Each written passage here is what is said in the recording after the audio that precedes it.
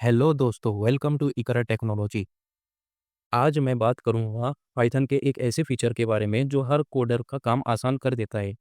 वो है init method यानी कंस्ट्रक्टर। दोस्तों, अगर आपको पाइथन क्लासेस और ऑब्जेक्ट्स का कंसेप्ट समझना है तो ये वीडियो आपके लिए है। चलिए बिना टाइम वेस्ट किए शुरू करते हैं। कंस्ट्रक्टर एक स्पेशल मेथड है जो तब चलती है जब आप किसी क्लास का ऑब्जेक्ट बनाते हैं। ये ऑब्जेक्ट को इनिशियल वैल्यूज प्रोवाइड करता है जो उसके एट्रीब्यूट सेट करता है। चलिए दोस्तों, अब हम देखते हैं सेल्फ पैरामीटर के बारे में। सेल्फ पैरामीटर क्या होता है कंस्ट्रक्टर में? सेल्फ एक ऐसा पैरामीटर है जो पाइथन को ये बताता है कि कौन सा स्पेसिफिक ऑब्जेक्ट के साथ काम करना है। ये क्लास के करंट ऑब्जेक्ट का रेफरेंस होता है। जैसे कि हम देख सकते हैं यहाँ पर एग्जांपल में सेल्फ पैरामीटर दिया हुआ है इनिट मेथड का यूज़ करके। एक एग्जांपल से समझते हैं। इमेजिन करो, सोचिए एक क्लास एक ब्लूप्रिंट है, जैसे एक कार का डिज़ाइन, और ऑब्जेक्ट्स हैं वो कार्स जो आप उस ब्लूप्रिंट के बेसिस पर बनाते हो। अब अगर आप एक ही ब्लूप्रिंट से मल्टीपल कार्स बनाओ तो हर कार के अपने यूनिक स्पेसिफिकेशंस होंगे, जैसे कलर और मॉडल। पाइथन में सेल्फ पैरामीटर एक तरह से उन इंडिविजुअल कार्स को ट्रैक करने का काम करता है। इससे पाइथन को पता चलता है कि वो किस स्पेसिफिक कार या ऑब्जेक्ट पर काम कर रहा है। तो चलिए दोस्तों, हम एक एग्जांपल देख लेते हैं। एग्जांपल से आसानी से हमें ये सेल्फ पैरामीटर समझ में आ जाएगा किस तरह हम सेल्फ पैरामीटर का यूज़ करते हैं। तो मैं वीएस कोड में एक क्लास बना लेता हूँ और उसमें डिफाइन कर देता हूँ एक फंक्शन।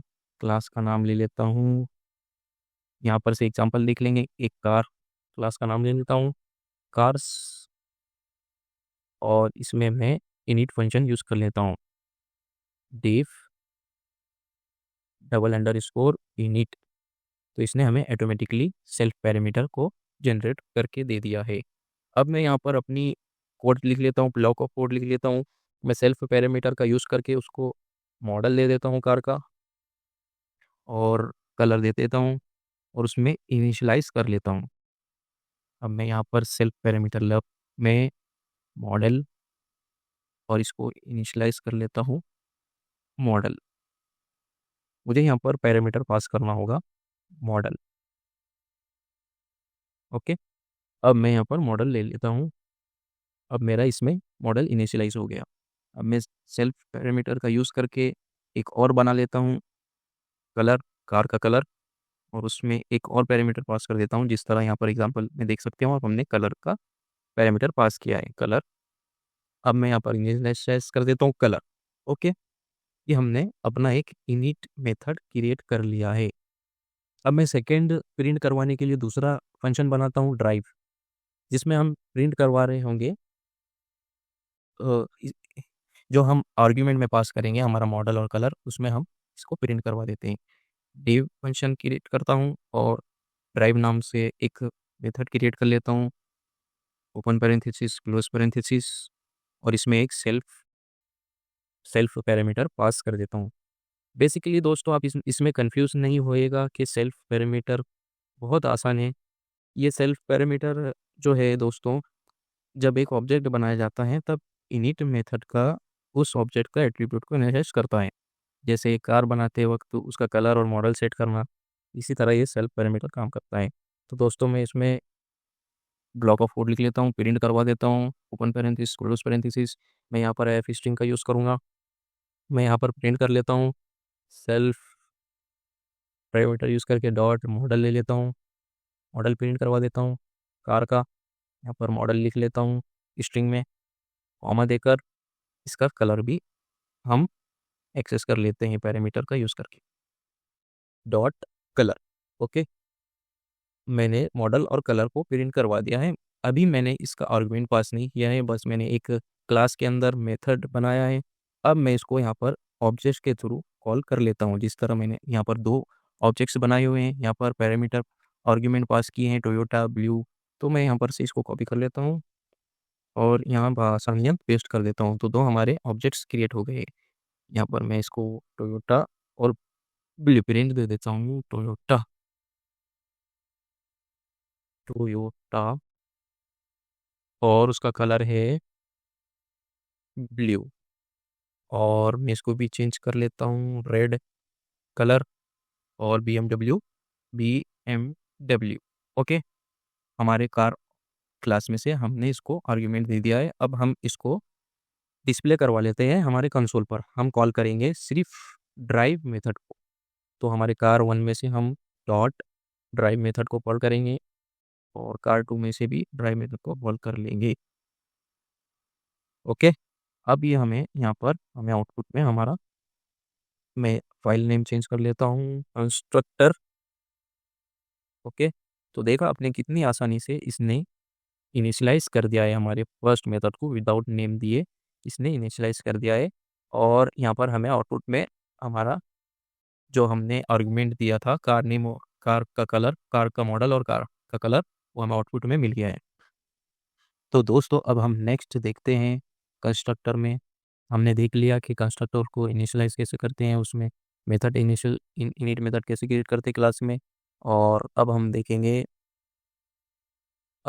देखेंगे डिफ़ॉल्ट मेथड, डिफ़ॉल्ट और पैरामीटराइज्ड मेथड। ये क्या होता है? पाइथन में आपके पास दो तरह के कंस्ट्रक्टर होते हैं। डिफ़ॉल्ट कंस्ट्रक्टर ये तब यूज़फुल है जब हर ऑब्जेक्ट को सेम इनिशियल वैल्यू देनी हो।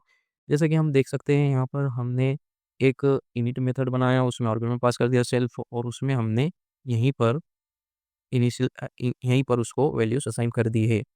और यहाँ पर हमने ऑब्जेक्ट बनाया P1 पर्सन का, उस क्लास को हमने यहाँ पर कॉल कर लिया है।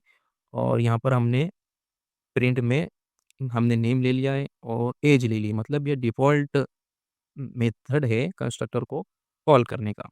अब हम इसका एक एग्जांपल देख लेते हैं, यहाँ से हम इसको कॉपी कर लेते हैं और मैं यहाँ पर कमेंट कर देता हूँ, इसको क्लियर कर लेता हूँ कंसोल पर।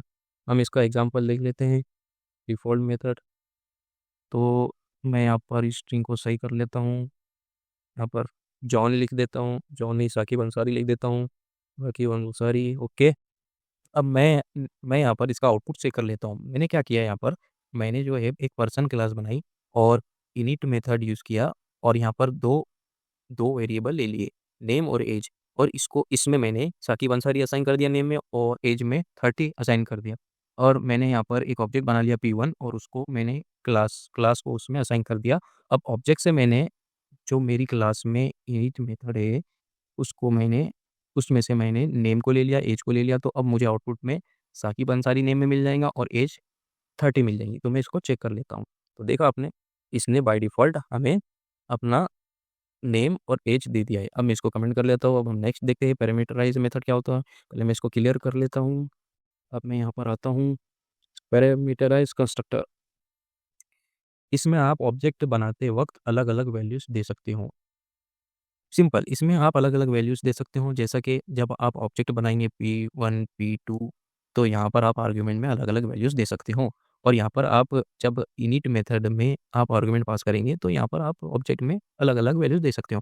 तो मैं इसको कॉपी कर लेता हूँ। सिंपल, आप भी जब प्रैक्टिस करोगे तो इसका यूज़ इसको देखकर आप प्रैक्टिस कर सकते हो। हमारी वेबसाइट पर www.iqratechnology.com पर आकर आप यहाँ पर से आप प्रैक्टिस कर सकते हो। यहाँ पर मैं नाम ले लेता हूँ साकिब अंसारी, और दूसरा मैं नाम ले लेता हूँ रेहान खान। ओके, अब मैंने क्या किया, यहाँ पर मैंने एक पर्सन क्लास बनाई। पर्सन क्लास में मैंने इनिट मेथड बनाया। इनिट मेथड में मैंने सेल्फ बाय डिफ़ॉल्ट जो आर्ग्यूमेंट होता है और जो पैरामीटर होता है हमारा, उसको मैंने यहाँ पर ले लिया पैरामीटर में। और एक पैरामीटर मैंने लिया नेम, तो तीसरा लिया एज। अब मैं जो है यहाँ पर दो वेरिएबल बना रहा हूँ, उसमें असाइन कर रहा हूँ पैरामीटर, इनिशियलाइज कर रहा हूँ नेम और एज। अब मैंने यहाँ पर आर्ग्यूमेंट में, जब मैं ऑब्जेक्ट बना रहा हूँ उसी वक्त मैंने पैरामीटर से आर्ग्यूमेंट में ये पास कर दिया, इस नेम में साकिब अंसारी, एज में। अब मैं इसको प्रिंट कर लेता हूँ। प्रिंट करते वक्त ऑब्जेक्ट में से वैल्यू गेट कर लेता हूँ, P1 में से नेम, P2 में से नेम और P1 में से एज। मैं चाहे कितनी ही नेम को यहाँ पर प्रिंट करवा सकता हूँ, कितनी ही बार प्रिंट करवा सकता हूँ। जैसा कि मैं यहाँ पर मैंने 25 एज को प्रिंट करवाया। अब मैं यहाँ पर प्रिंट करवा देता हूँ P2 की एज को। P2 में जो एज है वो प्रिंट करवा लेता हूँ 20। रेहान खान की एज है 20। अब मैं इसको यहाँ पर लेकर आ जाता हूँ रेहान खान के नीचे, और ये एज को लेकर आ जाता हूँ कंट्रोल X साकिब अंसारी के नीचे। अब देखना आप इस कंसोल पर हम चेक करते हैं। तो साकिब अंसारी की एज है 25, रेहान खान की एज है 20। ओके, पैरामीटराइज कंस्ट्रक्टर ऐसे क्रिएट करते हैं। डिफ़ॉल्ट वैल्यूज़ इन इनिट मेथड। डिफ़ॉल्ट वैल्यूज़ का यूज़ तब होता है जब आप कुछ पैरामीटर्स के लिए प्री डिफाइंड वैल्यूज़ रखना चाहते हो, लेकिन फ्लेक्सिबिलिटी भी देना चाहते हो कि यूज़र अपनी वैल्यूज़ पास कर सके। तो यहाँ पर एग्जांपल में हम देख सकते हैं, एक क्लास है पर्सन नेम से और यहाँ पर फंक्शन बनाया है इनिट मेथड का यूज़ करके। सेल्फ पैरामीटर बाय डिफ़ॉल्ट लेना ही पड़ता है और यहाँ पर नेम में असाइन कर दिया जॉन, एज में असाइन कर दिया 30। अब यहाँ पर एक देख सकते हैं, जब ऑब्जेक्ट बनाया गया है P1, तो इसमें कुछ भी आर्गुमेंट पास नहीं किया गया है, तो बाय डिफ़ॉल्ट वो जॉन और एज ले लेगा। यहाँ पर दूसरा ऑब्जेक्ट बनाया गया है P2, इसमें आर्गुमेंट पास कर दिया गया है, तो वो बाय डिफ़ॉल्ट जॉन और 30 नहीं लेगा बल्कि अलाइस और 25 लेगा, और इसमें भी कुछ पास नहीं किया गया है तो जॉन और 30 लेगा। तो बेसिकली हम इसका डिफ़ॉल्ट और पैरामीटराइज़ कंस्ट्रक्शन के अपने यूनिक यूजेस होते हैं, और डिफ़ॉल्ट वैल्यूज़ के साथ इनिट मेथड इन दोनों के का बेस्ट कॉम्बिनेशन देता है। ये फीचर पाइथन प्रोग्रामिंग को पावरफुल और यूज़र फ्रेंडली बनाते हैं। तो दोस्तों आज हमने तो दोस्तों आज हमने ये पाइथन के इनिट मेथड को कंप्लीटली देखा है। अगर आपको ये वीडियो इन्फॉर्मेटिव लगे तो हमारी इस वेबसाइट पे www.ikaratechnology.com पर आकर इन तमाम क्वेश्चंस को सॉल्व कर सकते हैं, अपने वीएस कोड में ट्राई कर सकते हैं। तो मिलते हैं अगले वीडियो में एक नए टॉपिक के साथ। तब तक के लिए keep learning and keep coding.